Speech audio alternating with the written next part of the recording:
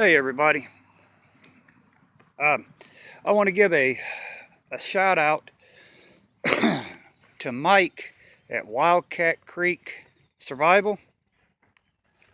He sent me a slingshot he makes, and these are pretty good little slingshots. I mean, me and the boys got, and my wife's got the wrist rockets, and these, in my opinion, are more accurate than the wrist rockets because you got to hold them a certain way in order to shoot them, and it helps your aim.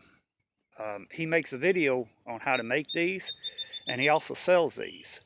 But these are cool. These are you get good with these, you'll definitely take a squirrel or a rabbit down with them. You know, we've been shooting marbles, and I haven't had any problems out of it. You know, it's just the right size, and you really need to check him out. I don't know how much he sells them for, but if I would definitely pick up a couple of these, keep in the pack, because you know, you never know what might happen. You might have to be quiet, um, you know. You might be in a situation where you have to be quiet, and there's a rabbit or a squirrel there. Take that out, pop them, and you got you some food. Or if you're just sitting in your bug out area, and you just want to keep the kids entertained, bring them out, let them shoot marbles, whatever. But I would definitely recommend getting, you know, a couple of these, one or two of these. Like I said, I don't know how much he sells them for. Contact him at Wildcat Creek Survival. He makes, you know, different types, but thanks. This is you know, this is cool. This is a good item. You know, I like it. It's the right size, and we've been using it. It's been raining yesterday, and we was sitting off the porch shooting marbles. You know, I set up a target, and we were shooting marbles. So when I go to mow the lawn again, I'll probably have marbles going everywhere. But again, Mike, thanks, and everybody check him out at Wildcat Creek Survival. You know, watch his video how he makes these, or get a hold of him, order you some, because they're worth it. They are definitely worth having. But thanks again, Mike. I really appreciate it. Had a lot of fun with them. All right, guys, let's talk about something.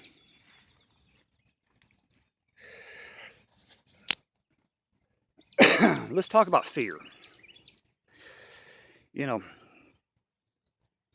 a lot of people don't think fear is a survival tool. Fear is definitely a survival tool. You want fear. Now, people's going to look at me like, what the hell are you talking about? I thought fear was a bad thing. Fear is a good thing. Fear will keep you alive, because fear will make your body react and will make your mind think. And that actions or your thinking will keep you alive. Just example, you know, say something happens, and you're walking, and you get that funny feeling, thinking there's somebody around, or you hear noise. Your fear is going to kind of step up a little bit, you know. Um, it's going to get your brain thinking, okay, what should I do? How should I proceed? What way am I going to do this? Fear will help you. Now, some people becomes just overran by fear, and they can't do anything. You know, that's a bad thing. But if you keep fear, you know, don't push fear away. because fear will keep you alive. It will make you think. Now I'm gonna get these Rambo type guys on here. You know, they're gonna say, I ain't afraid of nothing. Fear's a weakness, you know. And, you know, they think they're fearless because they go to the firing range once a week and they fire off 5,000 rounds and they know how to, you know, they think they know how to get into firing positions and how to draw their pistols and all this crap, and they think they're the world's greatest warrior or something like that. And in a true firefight, they would freeze, fear would eat them alive, and they would be dead because paper targets don't fire back. The enemy is not going to wait for you to get in your fine little fancy firing position and shoot at them. They're going to take top of your head off first chance they get. So those type of people, you want to stay away. You don't want them around you. You don't want those type in a group with you, because they won't get killed. They will get other people hurt and killed, because when the round starts coming in, they're going to drop tail, that yellow streak's going to pop out, and they're going to run. And but having fear, I'm telling you guys, it's if you can control it and you can use it to your advantage, that is a major weapon or skill, whatever you want to call it, to have on your side. Yeah, now I know I'm going to get comments, you know, I'm a coward, you know, I'm this, I'm that. People like that, when they call it, they've never been in the shit. They don't know what the hell they're talking about. You know, mama and daddies helped them through life by buying them stuff, by putting them through college, by getting them a good fancy job, and so they can go out and buy all this tactical gear and these real expensive ammo, you know, rifles, and you know, they ain't worth a flip. So their comments really don't mean anything to me. But if you don't believe me, talk to a vet, you know, a World War II vet, a Korean War vet, a Vietnam vet, you know, talk to vets that's been in combat, that's who you know, who's been in the shit, who knows what it feels like to have rounds coming in on them, or seeing their buddy get taken out. You know, once you've been through that shit, it changes you. And you know, you learn to use fear for your advantage, because the fear you have, you know that other person's going to have, and you're going to take that fear and you're going to use it against them, and that's going to help you stay alive. I hope you guys understand where I'm coming at. You know, then you hear some of these stories of guys in combat fearless. You know, they have no fear. It's not they don't have no fear.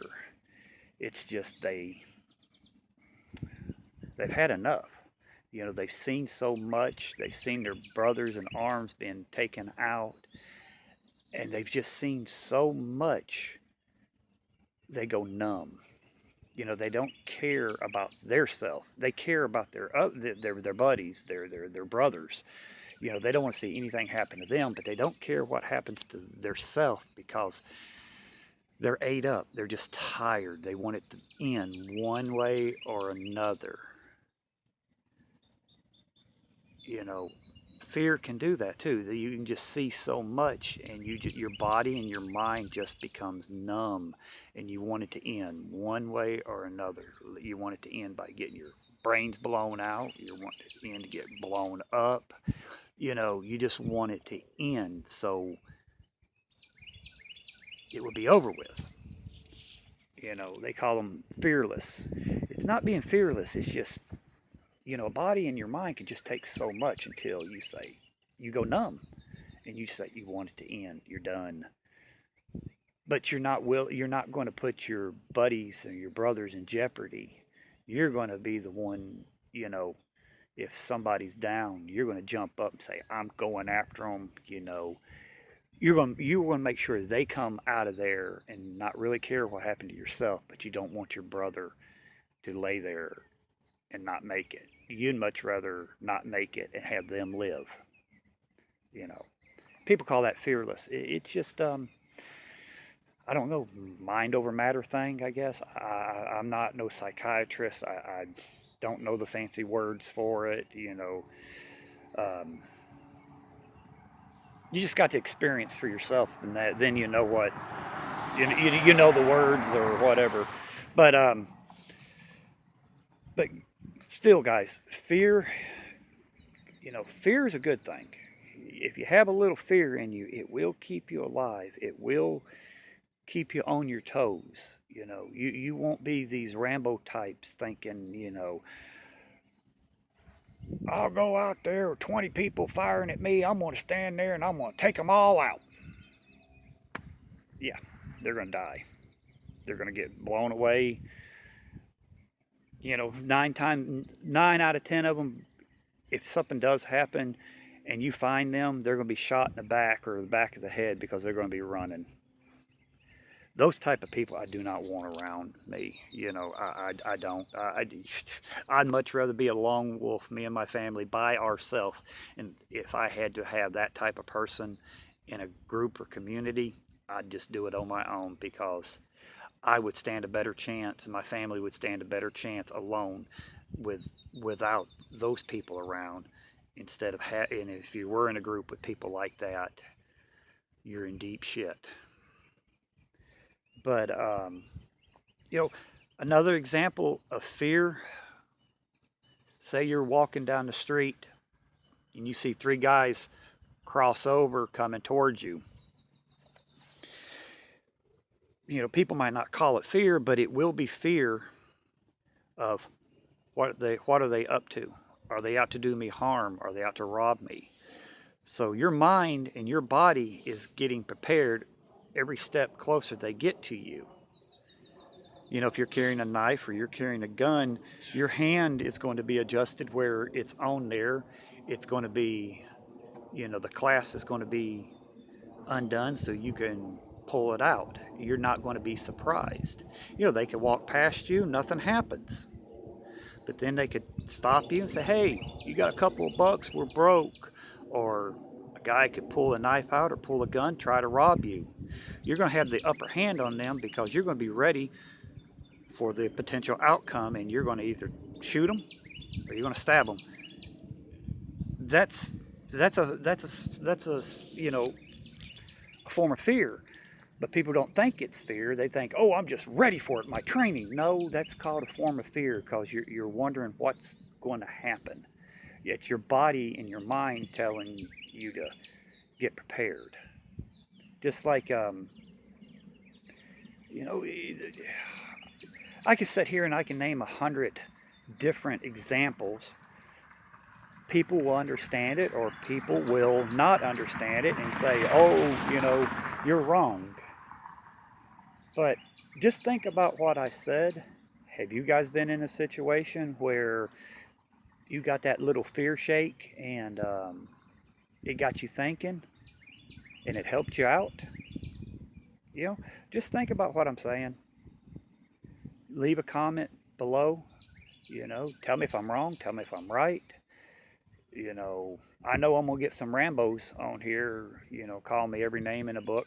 But those people really don't matter because if anything happens, those type of people are going to be, they're going to be taken out the first 30 days. So I ain't really worried about those losers.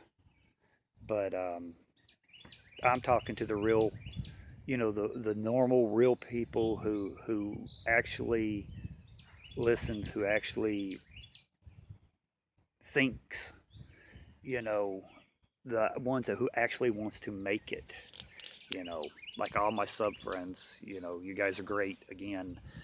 Um, you're the reason I keep making the videos, you know. Um, but just think about what I said and let me know. You know, post comments below. I love reading your comments, and I'm gonna get some work done. It's finally stopped raining, and I'm gonna try to get out and do some work. But everybody, be safe. Think about what I said. Respond, you know, put a comment below. And guys, have a great day. Bye for now.